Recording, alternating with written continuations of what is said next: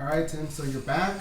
The more experience you have in your career, is it the less important these layoffs are? Do they affect you less now? I don't know. I've never really had a layoff. I've never had any injuries. 14 fights in the UFC. I've never had a real injury. So this knee is it's kind of new to me.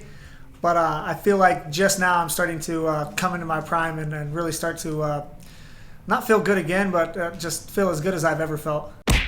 The last fight was at 135, and it was kind of had some negative circumstances around it with my coach dying and everything. I did get the win, and I did get a fight of the night bonus, so financially that helped.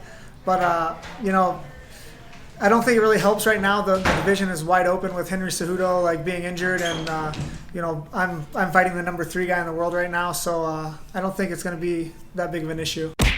You strike me as a guy who doesn't really care who they put in front of you. You'll fight anyone.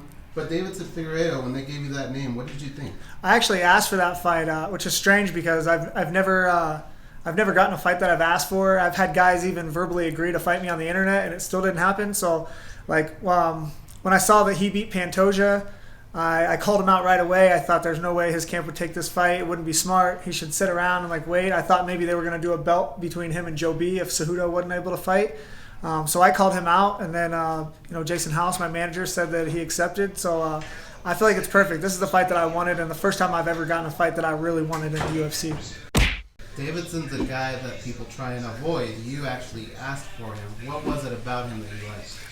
I fought this guy 3 different times. When I got fired from the UFC, my first fight in Titan was Iliarde Santos. He was 30-19 or something. My next fight was Pedro Nobre. He was 19-1. And then my next fight was Felipe Efren. He was 11-0. And they're all big hitting Brazilians. So I fought this guy 3 times already. I do really well with big punchers, so I feel like stylistically I couldn't ask for a better fight. Well, how would you describe your style? Oh man, I don't even know. It's more of a lack of style. It's anti-timing, as James Krause would say it. It's just awkward and funky.